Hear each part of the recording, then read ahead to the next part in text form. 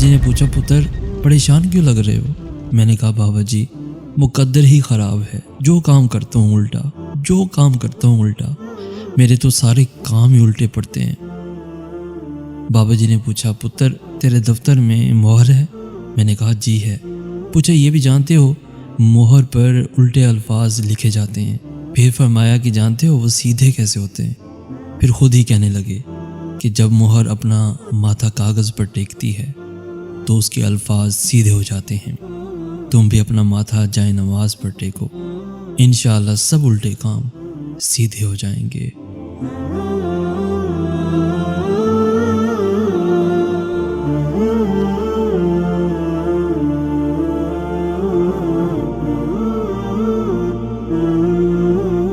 कहना तो चाहिए कि लाइक, शेयर और सब्सक्राइब करें, मगर मुझे लगता है कि आप वही करेंगे जो आपका दिल चाहता है।